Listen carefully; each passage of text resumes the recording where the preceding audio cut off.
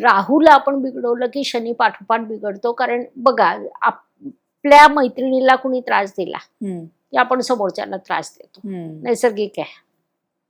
राहू तुमचा बिघडला की शनी बिघडतो, शनी बिघडला की राहू बिघडतो. मग कसं असतं ना की बूट चपलांची जागा ही राहूची जागा आहे. अच्छा. तुमचं टॉयलेट ही राहूची जागा आहे. तुम्ही आले, बूट चपला वाकड्या तिकड्या फेकल्या, ज्यांच्या घरात ही पद्धत असेल ना त्यांनी 43 दिवस नियम ठेवावा, फक्त 43 दिवस. की बूट चपला छान शिस्तीत लावायच्या आणि 43 दिवसाचा अनुभव घ्यायचा.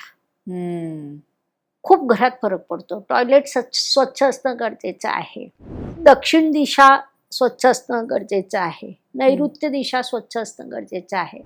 आपण काय करतो, या दिशांना आला कडागा भर, आणि त्यामुळे नवरा बायकोच्या संबंधांमध्ये प्रचंड दुरावा तयार होऊन जातो. घरात कोणी कुणाचं ऐकत नाही. वडील आणि मुलामध्ये खूप विसंवाद तयार होऊन जातात. बरोबर. आणि अशात एखाद्याला अनारोग्य आलं की एकीकडे पैसा जातो, दुसरीकडे शब्दाला शब्द वाढतच जातात आणि मग खूप नवीन प्रश्नांशी फेस करावं लागतं. मग त्यामुळे हा उपाय देखील खूप छान आहे. अशा पद्धतीने जर आपण उपाय केला, अजून जर सांगायचं तर आपल्या घरात तुळस असते.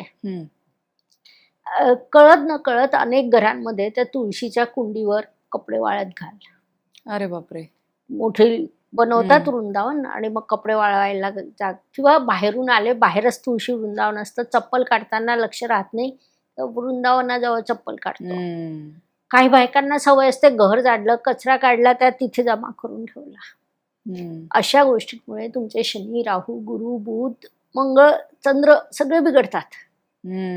हा, मग एकटा शनिदेव तुम्हाला त्रास नाही देत, सगळे मिळून त्रास ते त्रास नाही देत, ते शिस्त लावतात, शिस्त लावतात. आणि विशेषतः ते कार्य शनिदेवांकडे शिस्त लावायचं की बाबा रे असं नको करू. तुळशी आहे, आपली आई आहे, तिथे स्वच्छता बाळगणं आपलं कर्तव्य आहे. तिची कशी देखभाल केली पाहिजे हे आपल्याला ते शिकवतात. आणि आपण ते केलं ना की भरभरून देतात पण ना, असं थोडेच की देत नाही. तर असं छान असतं. संध्याकाळी अन्न उष्ट टाकू नये ताटात. शनिदेव तिथे नाराज होतात. कारण शनिदेवांकडे कार्यकर्तृत्व कुणाचं आहे, श्रमिक लोकांचं. बरोबर. मग शनिदेव गणित करतात की शेतकऱ्यांनी घाम गाळला, बैलाने परिश्रम केले, तुझ्या ताटात अन्न येईपर्यंत किती लोकांनी किती परिश्रम केले, ते सगळे लोक शनिदेवांच्या अखत्यारीत आहेत. बरोबर. म्हणजे जगण्याची एक पद्धत शनिदेव देतात आपल्याला, असं आपण म्हणू, है की नाही? शिस्तीची पद्धत. बेशिस्त तुम्ही वागलात तर शनिदेव नाराज होणार, किंवा त्यांचे अनुभव मग आपल्याला तसे येणार. हो, शनिदेव खूप सोपं आहे शनिदेवांना कन्व्हिन्स करणं आजच्या भाषेत, तरुण पिढीच्या भाषेत. जर शनिदेवांचे शुभ परिणाम हवे असतील ना तर तुमची दिनचर्या उत्तम ठेवा, शिस्तीत राहा, नात्यांचा आदर करा, आपल्यापेक्षा जे ज्युनियर आहे, दुर्बल आहे, समाजातले जे वेगवेगळे घटक आहेत त्यांच्याशी चुकीचे शब्द वापरू नका.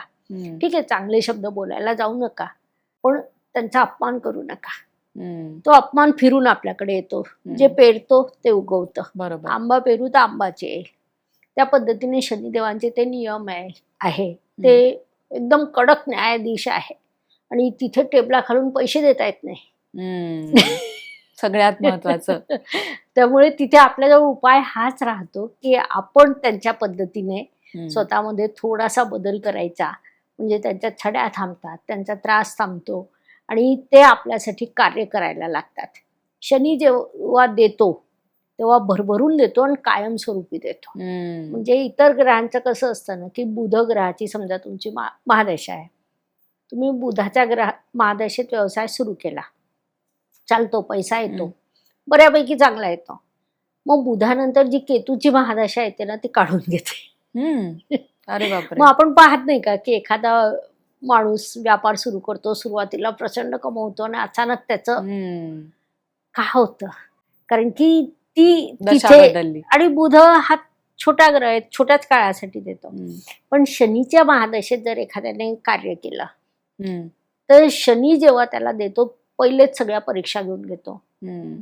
त्याच्या परीक्षा संपल्या की त्याला यश देतो आणि शनी नंतर बुधाची महादशा येते, शनी बुध मित्र आहे, मग ते यशाची टक्केवारी वाढत जाते, मग इथला माणूस इथे पोहोचतो. बरोबर.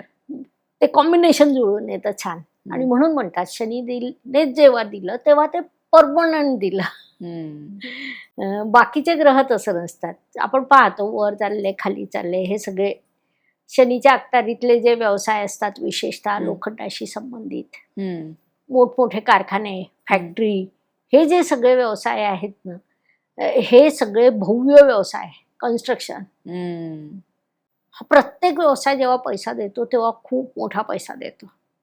आता कन्स्ट्रक्शन पैसा देणारा व्यवसाय, पण जर आपल्याकडनं शनिदेवांच्या बाबतीत आचरणात काही चूक झाली तर आपण खूप मोठ्या बिल्डर्सना खाली येताना पाहिलंय. बरोबर.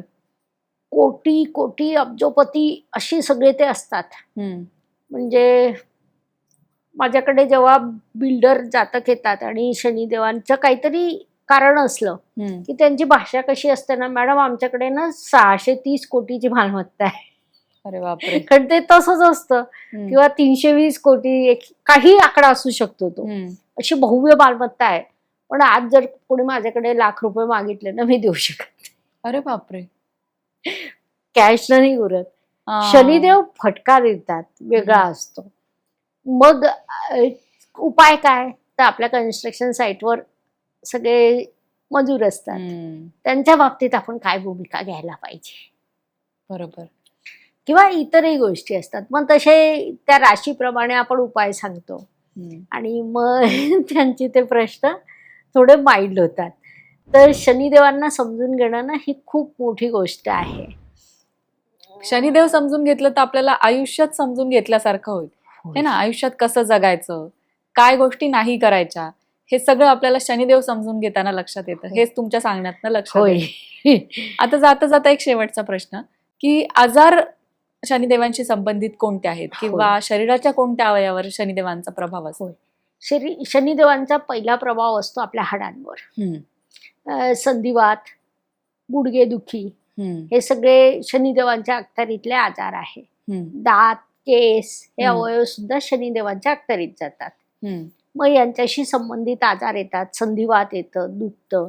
विशेषतः शनिदेव जेव्हा गोचरने 6ष्ठ स्थानात असतात तेव्हा हे प्रश्न तीव्रतेने जाणवतात. कारण आपल्या पत्रिकेत आजार दाखवणारे स्थान म्हणजे 6, 8, 12. 6व्या स्थानात आजार निर्माण होतो, आजार 8ष्टम स्थानात वाढतो, प्रचंड संघर्ष निर्माण होतं. आणि व्यय स्थान हे हॉस्पिटलायझेशनचं स्थान आहे. खर्च तिथे निर्माण होतं. आणि शनी जसं प्रत्येक गोष्ट दीर्घकाळासाठी करतो, तसं शनी जेव्हा आजार देतो दीर्घकाळासाठी. बरोबर. म्हणून मग शनीचे आजार होऊ नये म्हणून सुरुवातीपासूनच उपाय करा. आपण अगदी आज सोपे उपाय दिले.